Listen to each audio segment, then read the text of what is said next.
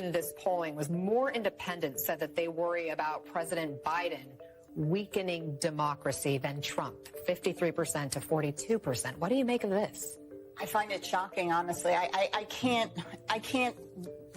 make sense of that number. I wish I could. I wish I had some really great insight to it. But I don't know if it's an outlier or not, because the other numbers with independents and Biden are going in the right direction. Straight choice between Donald Trump and Joe Biden. If you care about democracy, if you care about freedom, I don't know how you can do anything other than vote for Donald Trump for precisely the reasons that they claim that you can't vote for Donald Trump. They act as if a vote for Donald Trump is almost like you're directly voting for Armageddon. Like, you see hysterical performances outside of courtrooms, endless MSNBC bombast. But I'm starting to think that, no, a greater threat to democracy is this kind of technological feudalism that tells you that it cares about you and it's protecting vulnerable people, all the while increasing censorship, increasing the funding of wars, increasing the division between ordinary Americans. What's going on, everyone? Sauce again here today. As you saw from the intro, who's a bigger threat to America, democracy, the American Republic? And I say it's Biden and the Democratic Party.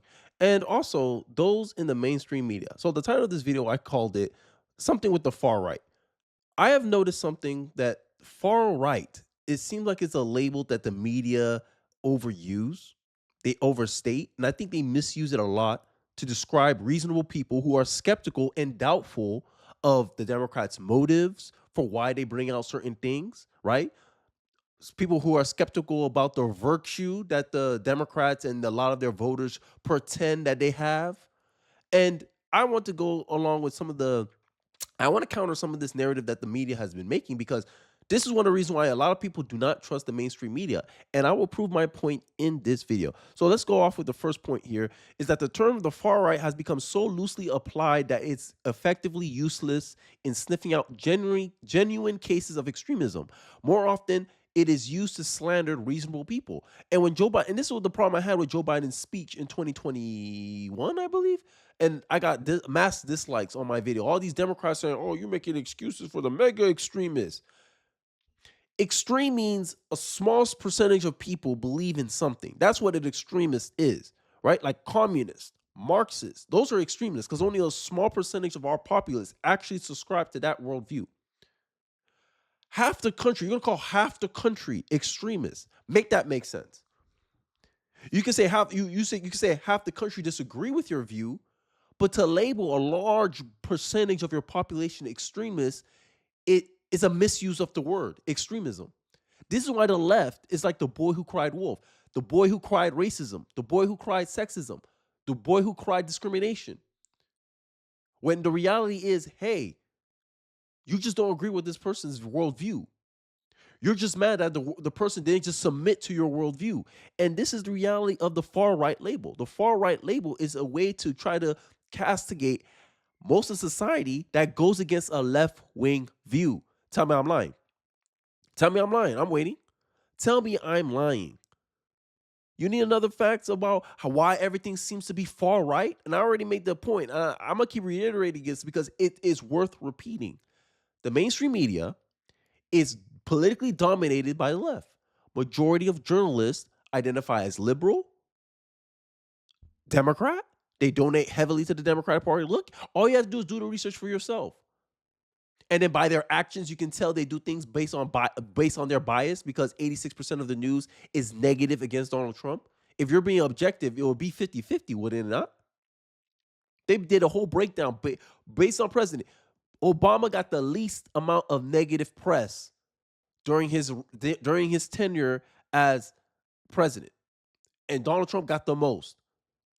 Isn't that strange? Oh, how convenient that the political party that most of these journalists are a part of seems to always get less of the negative news compared to people who are against their political party. The only exception, I think, was Bush because of what happened in 9/11. I think that's the only time he got favorable coverage from the media. But that was a bygone era. Here's the timeline. Between 1994 and 2017, the Democrats shifted more dramatically to the left than Republicans shifted to the right. 04, look, 1996, 1994, we were kind of close to the middle. 2004, and then look at 2017. After Obama's administration, after Donald Trump won the election, we saw all this hysteria from the mainstream media. Mainstream media was willing to lose their credibility just to try to prove a point to the American people because they realized, oh, if we let the American people decide for themselves what they believe and don't believe, then they can make up their own view of things, and it's harder to control them. And this is why the mainstream media fear mongers so much. This is why the mainstream media pushes far right as a way to get people in their emotions. Same way I say that Democrats manipulate the black vote by saying, oh, this candidate is racist. This candidate said the N-word behind closed doors, but you got no proof of it. All it is allegations, but you want black people to vote based on that, based on a perception, based on a narrative, because Democrats know that they can only win elections with a divided country. And this is why a lot of people in 2020, I believe, 2022, said that the mainstream media was a threat to Americans. And I'll show you that proof right now. But I want to highlight a clip that I saw online about the corrupt justice, right? The corrupt justice court, the corrupt court. Mainstream media making their rounds talking about, oh my God, look how corrupt the mainstream media is. AOC, if Congress can't reign in Supreme Court, then we're heading towards authoritarianism, tyranny, and an abuse of power, which is the Democrats are doing right now, by the way. But they always accuse the Republicans what they're doing. Typical communists. I'm sorry, typical socialists. Double speak.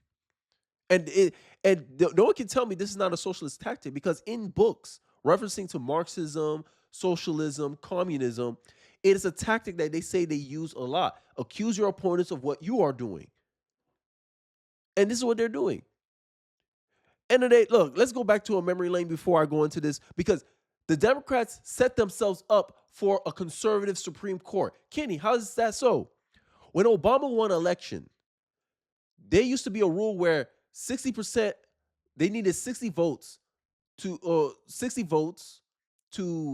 swear in a Supreme Court justice. Obama and the Democrats, because at the time when Obama won, I believe it was his first term. He had enough votes to remove the filibuster, aka remove the need for 60 votes, and a simple majority will get you to swear in a Supreme Court justice. Obama did that. And what Mitch McConnell came back and said, he said, you will regret this. The Republicans warned y'all. He said, oh, y'all want to change the rules? Because this is how it always happens. Democrats always change precedent. They always do it. Look at the legal cases against Donald Trump. But, far right, you're far right. No. We're common sense people that see what you're doing. You're doing things for your own political gain. You leveraging your any means to get the result that you want. And when you get called out for that, you want to label us far right. When in reality, you are far left. So after Mitch McConnell, during the Obama administration, warned them that, hey, you're going to regret this. Obama didn't pick no new justices, even though he could, because he thought Hillary was going to win. Surprise, motherfucker. Donald Trump won. Then Donald Trump was allowed to pick those judges. And now they're mad. They're like, oh my God, you shouldn't be able to swear in judges based on a simple majority. But who started it first? Democrats.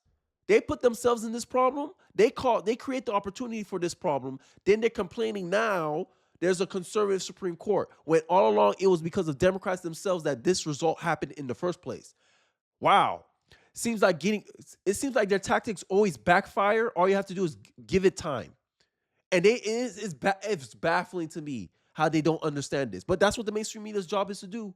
Pretend, oh my God, look how corrupt the judges is. But then they don't check, they don't look back and cross-verify. How did we get here? Because if you ask yourself that question, how did we get here?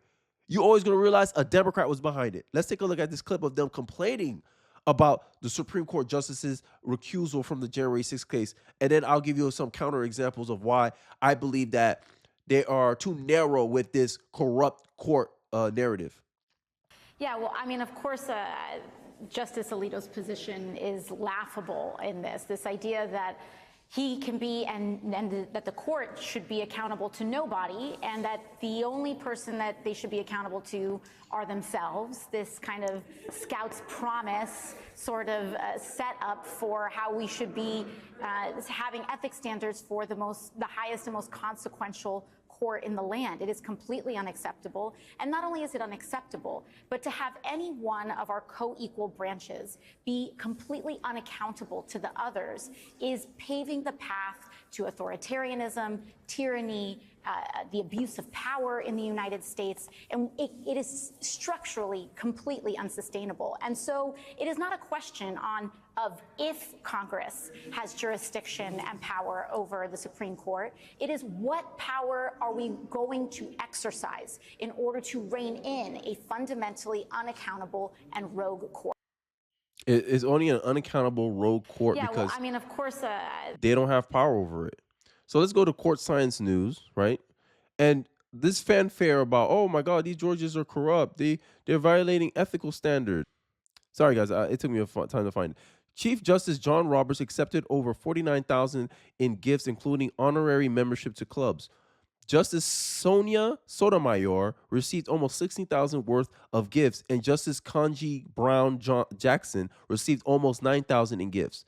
The Donald Trump appointees round up the least in gifts. The least in gifts. Neil Grouch, sorry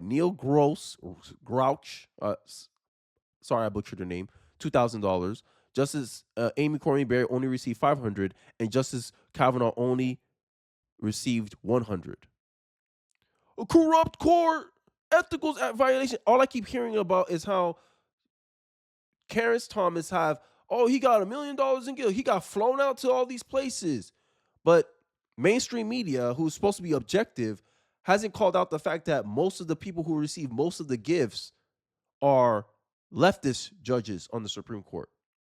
Sotomayor, and then this idea that the certain justices have to recuse themselves over January 6th. This is why they try to make this fake narrative about him flying the upside down flag.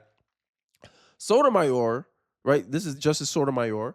She did not recuse herself on a case that had to deal with a company that was giving her book deals. She didn't recuse herself on that instance. So why are you expecting Republicans to have why are you holding Republicans to a higher standard than you hold Democrats? Because they're on your side. That's why, mainstream media. This is why the far right label is dead. It's done. Right? Americans fault news media for dividing nation according to poll. And I'm not going to go through it. I just want to highlight a comment that one of the people on the poll says. The news riles people up, said a 53-year-old Barbara Johnson, a Democrat from Hutchinson, Kansas. Jordan said I'm sorry,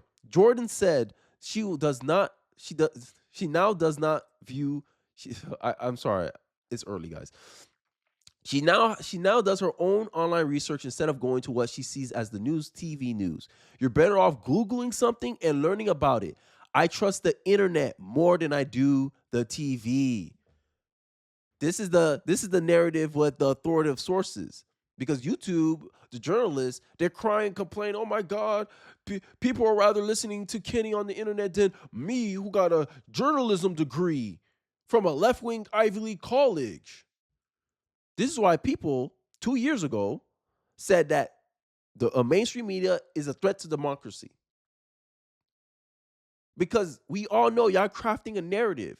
Y'all don't highlight how the leftist judges receive more gifts than the right-wing judges, but we're so focused on how corruptible and the ethical the right-wing judges are, the judges that have been appointed by Donald Trump. We're so worried about them. Oh, they got to recuse themselves.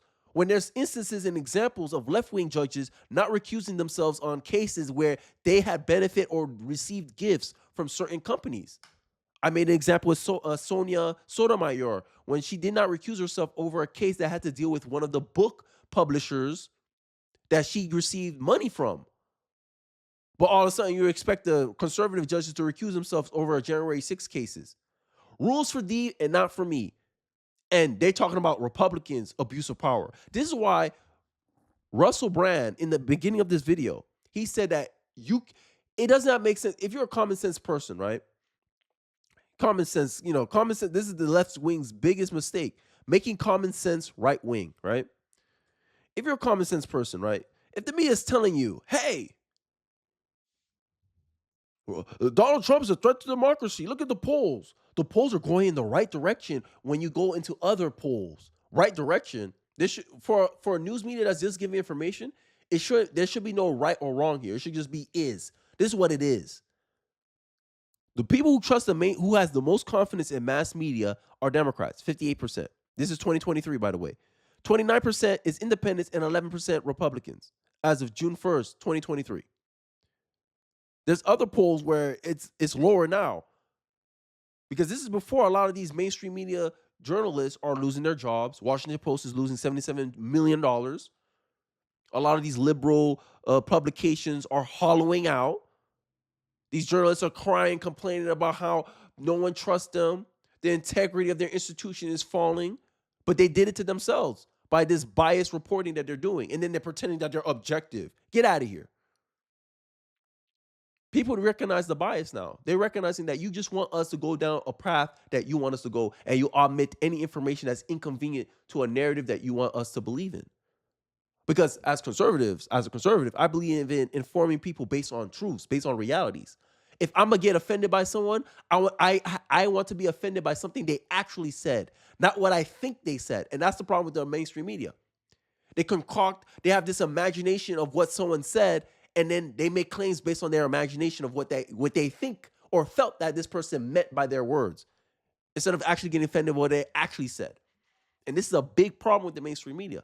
And this is why many people do not trust them. And they wonder why they're losing so much money. They wonder why trusting them is in the dumps.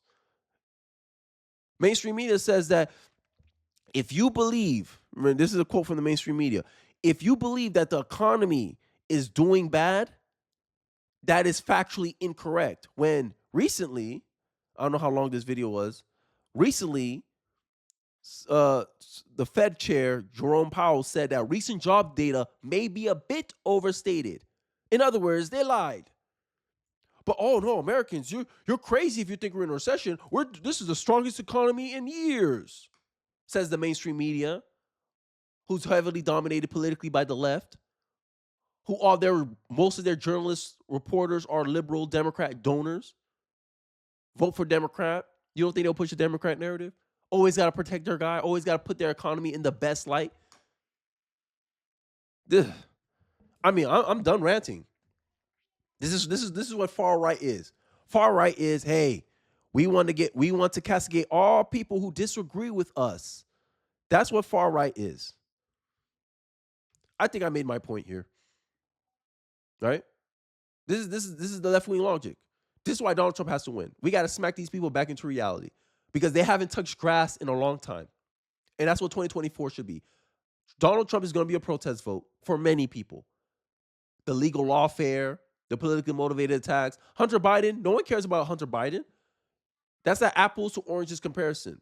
Until they put Joe Biden on trial or they put a previous president in trial, a.k.a. Bill Clinton, who did the exact same thing Donald Trump did, I don't care about none of this distraction they're trying to do with Hunter Biden. They're going to say, look, we prosecuted Hunter Biden. Oh, I didn't know Hunter Biden was a former president. Hunter Biden, his crimes, you can actually articulate it. You can actually tell me what crimes he violated. Donald Trump, falsifying business records. Then you look into it. How is paying a lawyer for putting someone under a non-disclosure agreement not a legal expense? Make that make sense. But because the Democrat court believed that that wasn't a business expense, he's guilty of falsifying business records because they thought it was for political reasons. Make that make sense. But that's not authoritarianism. That's not an abuse of power. But I digress. I think I made my point succinctly here in this video. Let me know your thoughts in the comment section below. What are your thoughts? Do you believe, like I do, that the far right label is misused, or do you believe that it's actually accurate? I'd like to hear your thoughts in the comment section. Don't forget to like, comment, subscribe. I appreciate you guys watching to the end of the video, and I'll catch you guys on the next one. Peace.